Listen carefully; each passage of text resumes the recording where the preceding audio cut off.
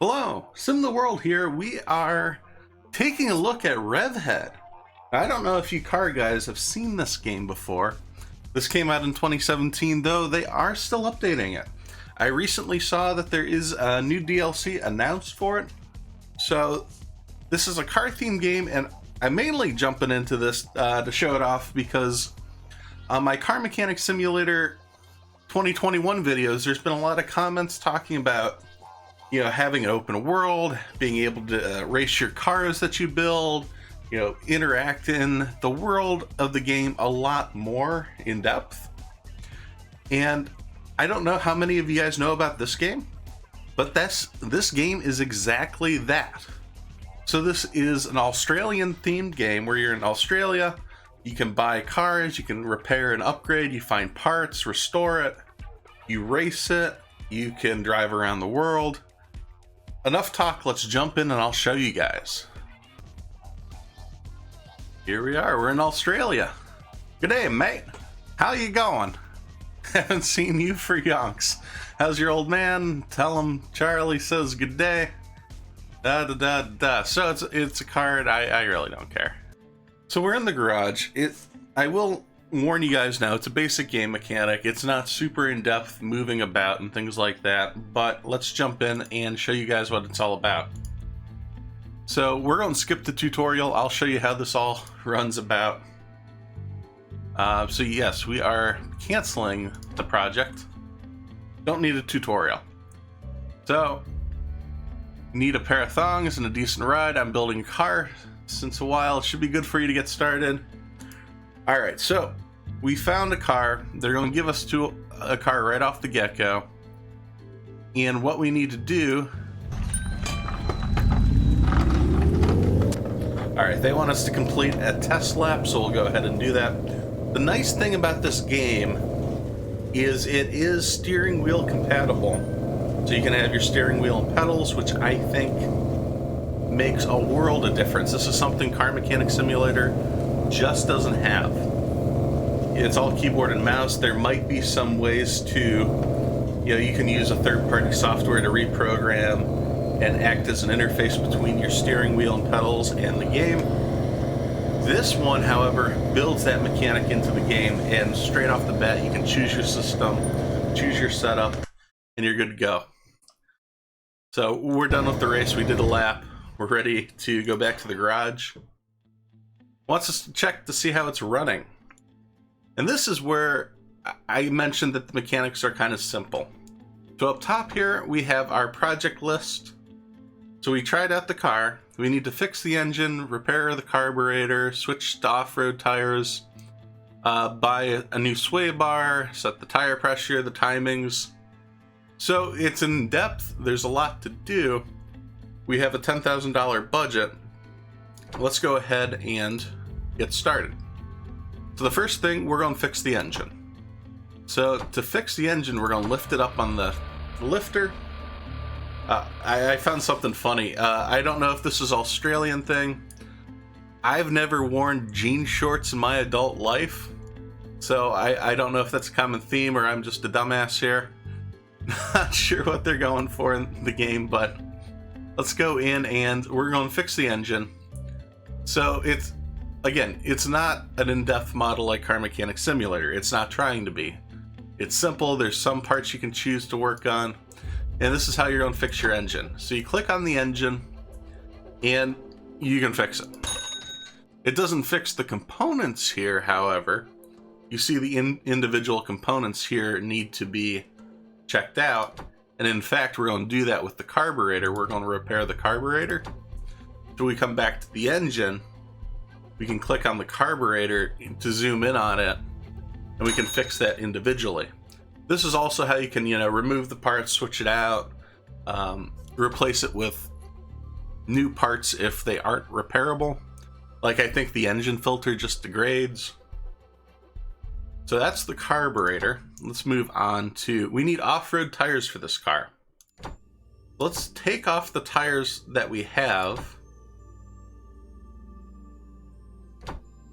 And it's a simple mechanic, but it's oddly satisfying. So for a tire, let's make sure we get the right size. I'm going to... We have 225 by 16. I believe we need... Let's check our inventory. Oop, as the ignition. So if we come over to our parts list, we have 225 by 60 by 16. You have to match. I know in Car Mechanic Simulator you can adjust and change the tire size. You can have unrealistic settings set. In this game, you do have to match. So to find parts, we'll go to the newspaper. I know it's... Nobody buys newspapers anymore, but they have parts that you can search through, which I think is kind of a cool way to do it. It's not quite a junkyard where you're rummaging through things, but it is a condensed list. So we're looking for off-road tires. We want 225 by 60, but we need 16-inch rims. So I'm not seeing any off-road tires that match. Let's keep looking. Yeah, no off-road tires. So what you can do is buy another report here. And I think for the early missions, they do kind of set that little star, let you know what you need. Make it easier when you're searching through, but I'm sure with time, as you get further in the game, they won't hold your hand as much. So for 400 bucks, we'll pick up those tires, and all we have to do is install the off-roads. And it's quick, it's easy, but I think it is something... You're striking the balance between we don't want the clutch. You're striking a balance between a game where you're building and repairing and upgrading a car, while also having the cool mechanics to drive it, a good physics setup. I know Car Mechanic Simulator doesn't really have the best setup. And I'm actually going to turn down this music. Hopefully it's not too loud for you guys. Alright, so I'm going to ditch the music altogether. I think that's a bad time in general. The audio levels in this game aren't quite balanced. It could use some more polishing. Let's just ditch the music and move on with our build. So we need the front sway bar. It's 20 millimeter. So our current one up front, you can come up here, click on it. It's only 14 millimeters. So again, come to our parts list, check out the sway bars. They have the one we need linked, but there's all sorts of different lengths. We'll take that. And again, you see your red dots. So for these parts that aren't as intuitive where they go, how to click on them, there'll always be this red orb. You click on that, and we don't want the old part, we want the new part. We're cruising along. We'll set the tire pressure, set the timing, and then we can go beat our time, and I'll show you guys more of the racing of the game. So to set the tire pressure, we can come up here. We want to set it right in the middle there. I think they gave us a range. Yeah, 2.2 to 2.8 is already in that range, but as long as you click the button, it will, update it. As for the timings, we have to start the engine. Now we can mess around with the timings. Again, you want to hit in the green area. It's not super in depth, but that's okay. It's the idea. And this game is much more than just the parts of the car themselves. All right, so here are your settings I want to show you guys before we jump into this race. I do have a shifter. I have the clutch set up for the Logitech G920. That's my setup. However, we're going to do auto shifting just to make my life easy, especially while talking with you guys. But you can set so much of the different default options here. We can do the H shifter, and maybe in other playthroughs I'll do that on my own. But I'd rather sit with you guys. I'd rather converse and focus on the video and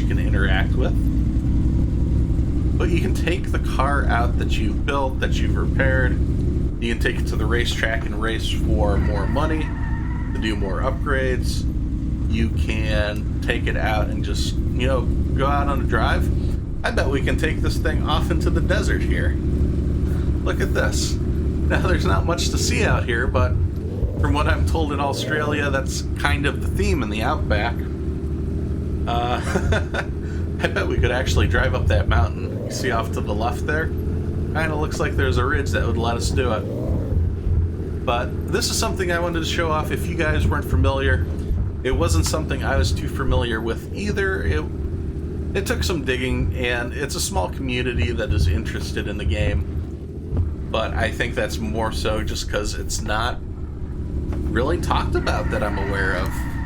It's not mainstream. So maybe if it gets some love, maybe if people do enjoy the engine, the game engine itself is really cool. How they've set all this up to work. So if you update it with better graphics and more support, maybe if there's money and interest, that's something that could come in the future too. But with all this being said, hopefully this is something you enjoyed. I'm not planning on doing a full series through this, but if you are interested, if enough people are interested, let me know down in the comments and I will consider. But with that, thanks for watching as I simulate my life one game at a time. If you enjoy this video, please be sure to hit subscribes so you don't miss any of the future action. You can follow on Twitter for updates to future games being played, as well as follow on Twitch, as I'll occasionally stream live. Thanks, and I'll see you next time at SimTheWorld.